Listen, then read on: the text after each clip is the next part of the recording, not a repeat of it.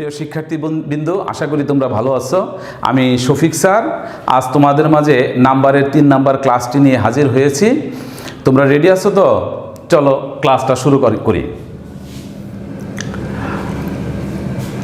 আজকে role 6 number থেকে আমরা পড়াবো।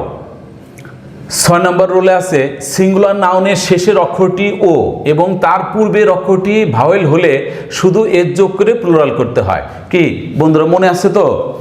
কোনো নাউনের শেষের অক্ষর যদি ও থাকে এবং তার আগের অক্ষর যদি আর আগের বর্ণটি যদি কনসোনেন্ট থাকে, সেই ক্ষেত্রে কিন্তু এই নিয়ম ছিল না, শুধু এর যোগ ছিল না, কিন্তু এটার মধ্যে এই নিয়মের মধ্যে যে নাউনের শেষের অক্ষরটা যদি ও থাকে এবং তার আগে যদি ভাওয়েল থাকে, সেই ক্ষেত্রে শুধু এর যোগ করে প্লুরাল করতে হবে।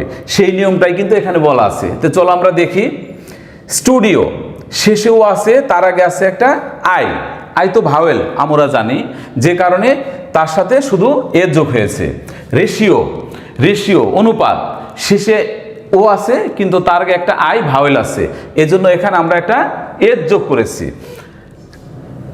কাকু কোকিল শেষে ও আছে, দুইটা ও, শেষে একটা ও আছে, তার আগে আরেকটা ও, যে কারণে আমরা এর যোগ করেছি। এইভাবে অনুরূপভাবে ফলিওস,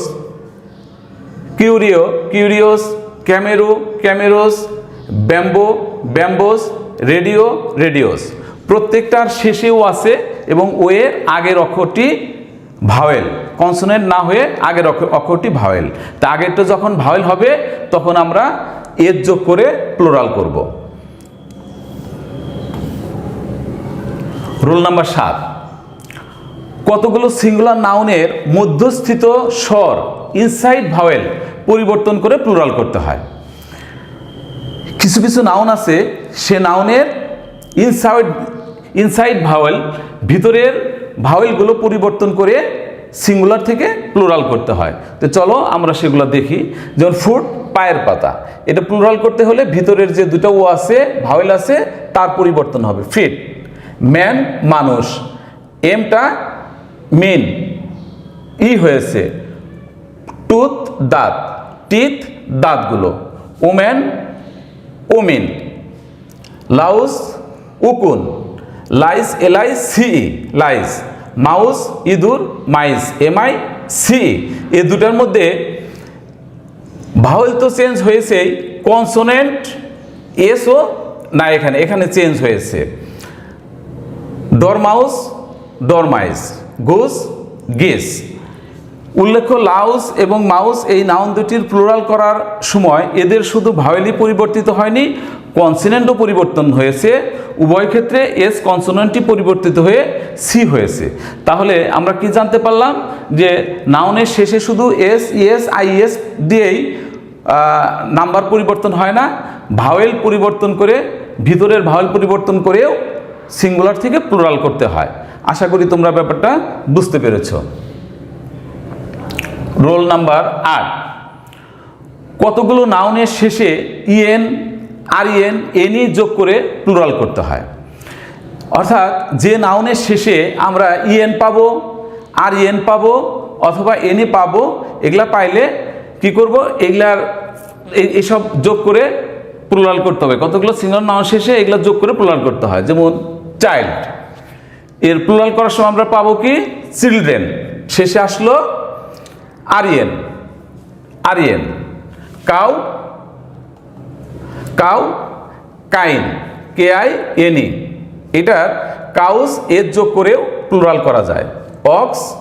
অক্সেন, শেষে যোগ করে প্লুরাল করেছে। ব্রাদার ভাই, ব্রাদারেন অথবা ব্রাদার্স, এখানে যোগ করে আমরা প্লুরাল করেছি। উল্লেখ্য ব্রাদার এবং কাউ এর সাথে শুধু এর যোগ করেও প্লুরাল করা যায়। আশা করি তোমরা ব্যাপারটা বুঝতে পেরেছো। রোল নাম্বার 9, কম্পাউন্ড নাউনের প্রধান অংশের সাথে এর যোগ করে প্লুরাল করা হয়। কম্পাউন্ড নাউন একাধিক নাউন একসাথে বসে যেটা হয় তাকে সেটা হলো কম্পাউন্ড নাউন।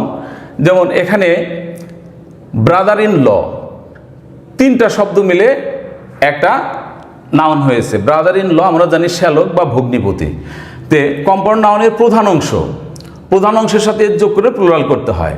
যেমন ব্রাদার ইন ল এর প্রধান অংশ ব্রাদার, শুধু এর সাথে আমরা এর যোগ করব, ব্রাদার্স। স্টেপ ব্রাদার, তাহলে step brothers. Step son, step sons. Passer by, passers by. Step sisters, step sisters. Step mother, step mothers. তার মানে প্রত্যেকটা কম্পাউন্ড নাউনের শেষে আমরা কি করলাম, এর যে প্রধান অংশ তার সাথে আমরা এর যোগ করে প্লুরাল করলাম। আশা করি তোমরা বুঝতে পেরেছ। কিন্তু কতগুলো কম্পাউন্ড নাউনের প্রত্যেকটি অংশের প্লুরাল করতে হয়। আমরা আগের কম্পাউন্ড নাউনের শুধু প্রধান যে অংশ তার সাথে এর যোগ করে প্লুরাল করলাম, কিন্তু আবার কিছু কম্পাউন্ড নাউন আছে যেগুলার প্রত্যেকটি অংশের প্লুরাল করতে হয়। যেমন লর্ড জাস্টিস, লর্ডস জাস্টিস। লর্ডেরও প্লুরাল হয়েছে, জাস্টিসেরও প্লুরাল হয়েছে। লর্ডসের সাথে এর যোগ হয়েছে, জাস্টিসের সাথে এর যোগ হয়েছে। Woman servant, women servants. Man servant, men servants. তার মানে এই কম্পাউন্ড নাউনের দুই পাশেই দুইটার সাথেই দুটাকেই আমাদের পরিবর্তন করতে হয়েছে। আশা করি তোমরা ব্যাপারটা বুঝতে পেরেছ। প্রিয় শিক্ষার্থীবৃন্দ, আজকের মতো এখানেই শেষ করছি। আশা করি তোমরা বুঝতে পেরেছ। পরবর্তী ক্লাসে তোমাদের সাথে দেখা হবে। আল্লাহ হাফেজ।